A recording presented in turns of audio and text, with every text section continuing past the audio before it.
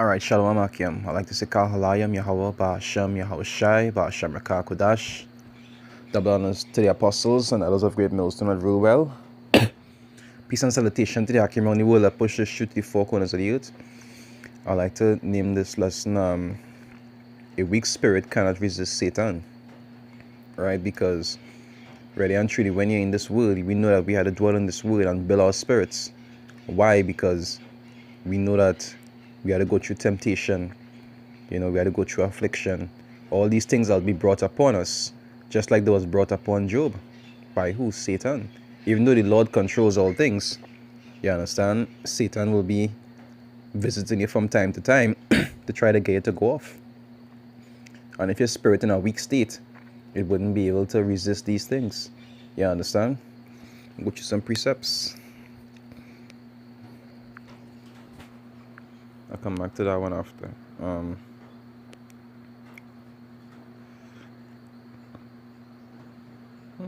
Which one to start with first? I'll start with this one first. It said they 1 Peter 5 verse 8 to say, be sober, be vigilant. You understand? Be vigilant, because your adversary the devil, as a roaring lion, walketh about, seeking whom he may devour. And we know, in the truth, we had two devils that we had to worry about. One of them is, the physical manifestation of wickedness, which is Esau. You understand, that has come down unto us with great wrath, and the scriptures talk about. You understand? And constantly afflicting our people. And the other devil we had to worry about is the spiritual one, which is Satan. You understand? These spirits that is be constantly in your head trying to get you to go off and doing things you shouldn't be doing. Trying to encourage you not to study, not to do certain things, and making you believe to yourself that these things are okay. You understand? With smooth words that is whisper in your ears and try to get you to go off. Try to turn you against brothers. You understand? Try to have you doing things that are not expedient or unlawful. And that is why it's had to be mingling in these scriptures to build your faith. You have to be. You have to be mingling these scriptures to build your faith and to build your spirit to be able to resist these things. I'll go to Ephesians, right? Or Ephesians 6.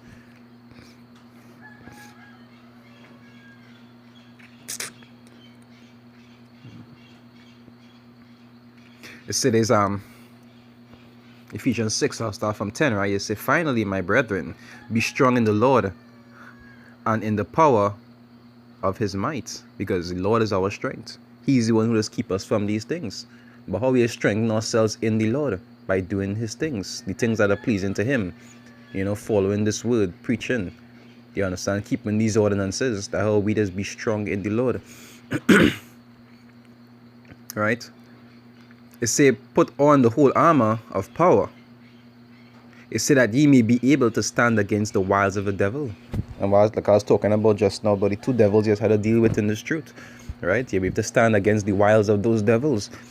It say, for we wrestle not against flesh and blood, but against principalities, against powers, against the rulers of the darkness of this world, against spiritual wickedness in high places. And the physical devil we have to deal with, he just draw his power from who? The spiritual devil, Satan. You understand? Two of them are big obstacles to you in this truth. That way it's had to be dwelling in this word and strengthening your spirit constantly, that the Lord may be able to keep you from these things.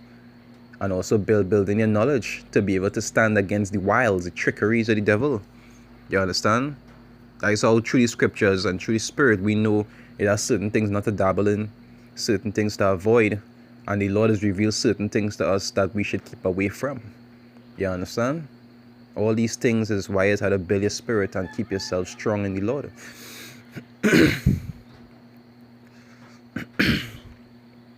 Alright. It says verse 13, it say, wherefore take up you the whole armor of power, that ye may be able to withstand in the evil day, and having done all to stand.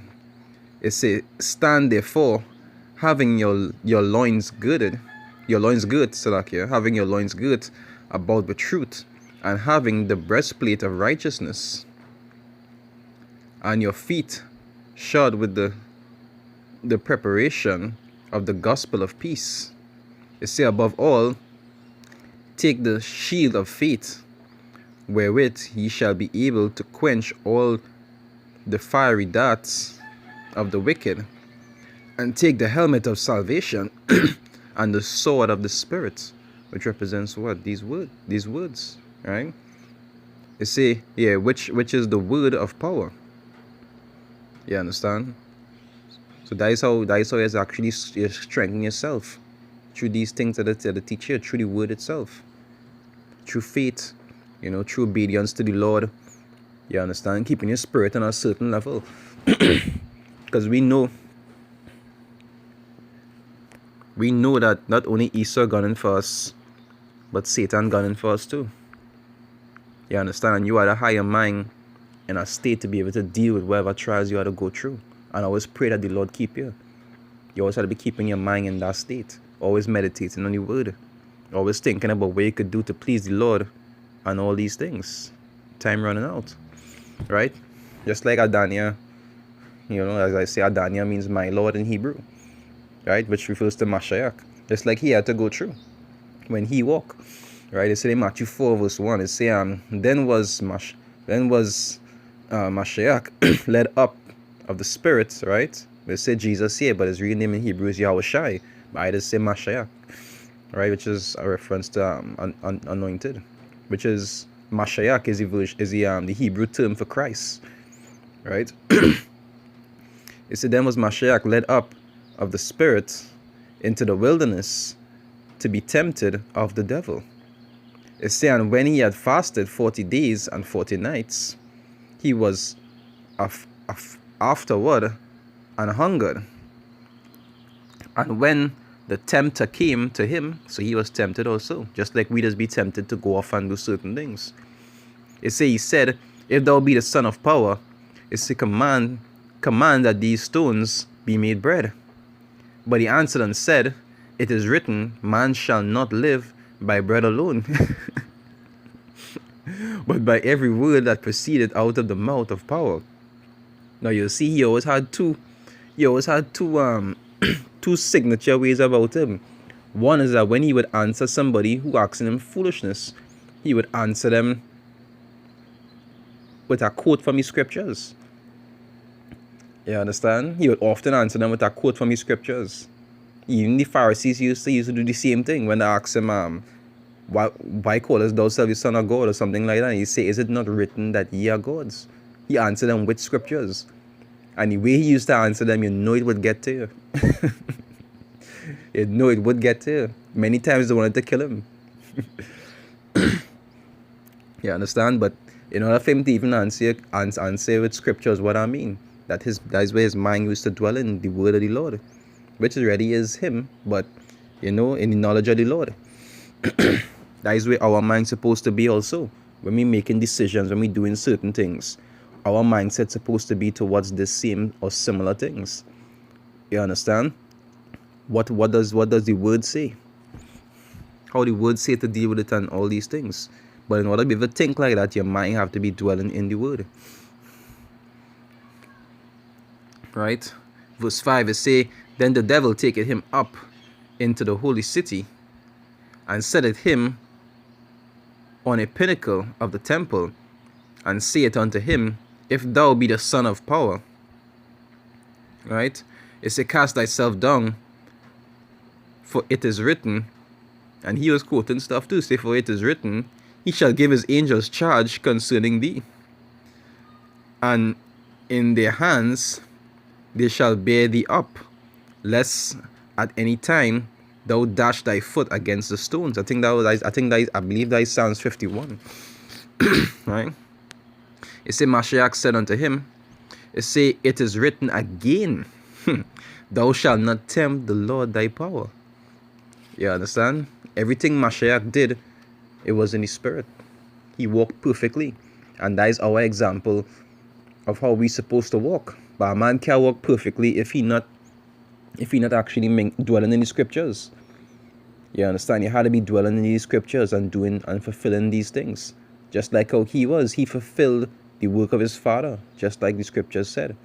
And that is how your spirit does remain strong. You understand? If you're not dabbling in this word and you're not meditating in the word and you're not doing the things that the Lord say, when the tempter does come, you wouldn't get away like how Mashiach actually went through it. It wouldn't be as easy for you as it was for him. You understand? Because your spirit weak. And I had a few more tempting he got also, but just to get the point or the concept of it. So this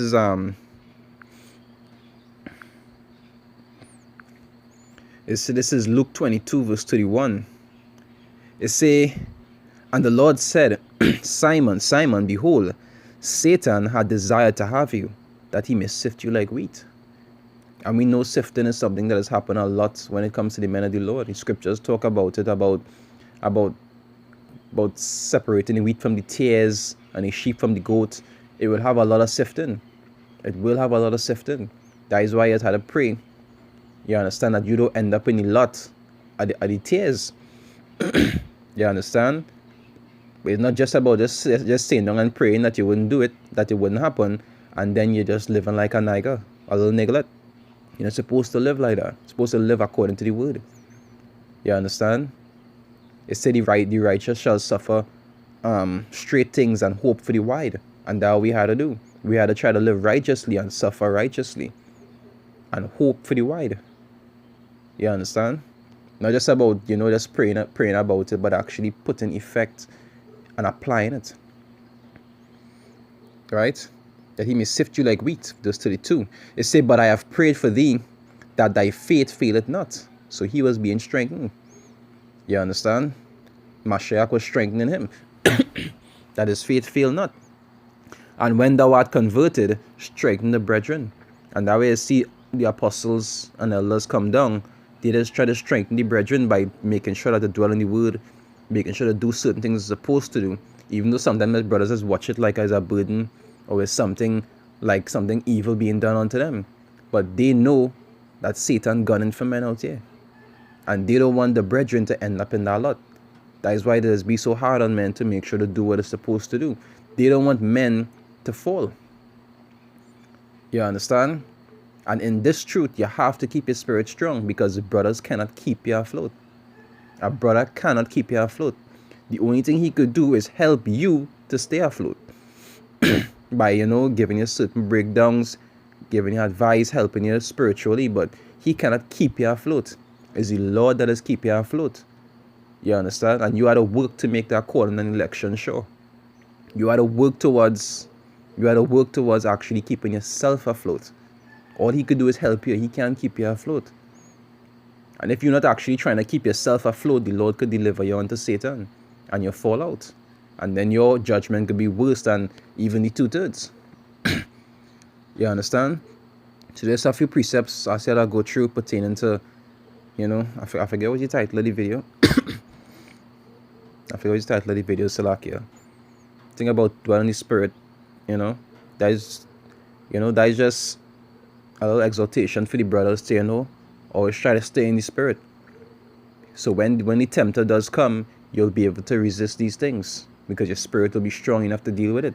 And the Lord will find favor and deliver you from it. You understand? These are things that you just had to work towards. You don't just lie down and do absolutely nothing and think it will just come to you. If you had to grow, even if you had to grow physically, you don't just grow just like that by eating nothing, by doing nothing. If you had to put on muscle, you don't just get muscle just like that. It's the same thing with your spirit. If your spirit had to grow, you had to nourish it, you had to feed it, you had to take care of it. These things don't just come. You understand? Brothers had to learn to put in that work. Because it's not about any brother in particular that's seeing you. You had to make sure that you do it unto the Lord. Okay, scriptures say what? Work out your own salvation. I'll read that one. You understand? Okay, scriptures talk about the Lord absent, but the Lord is actually not absent. Even though he might be absent in the flesh, he's not absent because he always seeing you. You always have to be working out your salvation to make sure that you on point. Because even if a brother not wrong, the Lord's eyes are 10,000 times brighter than the sun. He sees what you do and what you don't do. So even though you might be doing it in a way that brothers can't see you, that is the least of your problems. That is the very least of your problems. It said in Philippians 2 verse 12, it say, wherefore, my beloved, as ye have always obeyed, not as in my presence only, but now much more in my absence. And like I say, he absent from us in the flesh, but in the spirit, his eyes are always watching you. You always have to keep that in mind. Don't think because a brother not seeing you, that don't mean that the person who really you should be worrying about not seeing you. He always seeing you. You're taking a bath, when you're sleeping, it doesn't matter what you're doing, he always seeing you. You always had to be on your P's and Q's. Your boss always around. It say more in my absence. It say work out your own salvation with fear and trembling. And that is, it's say fear and trembling is a far reason. Okay, you're supposed to be afraid of what the Lord could do to you, or even delivering you into the hands of Satan is something to be fearful about. Because we read what happened to men in the past who was delivered unto Satan. It wasn't a nice experience for Job, for David, for none of them. You understand? It was not a nice experience for none of them. You know, so I hope it was edifying. You know, Akim, I like to say Kal Halayim, Yahweh Ba'asham, Yahweh Shai, Ba'asham Rakakwadash, right? There's Yaraba from the GMS Trinidad East Camp saying Shalom, Akim, stay strong.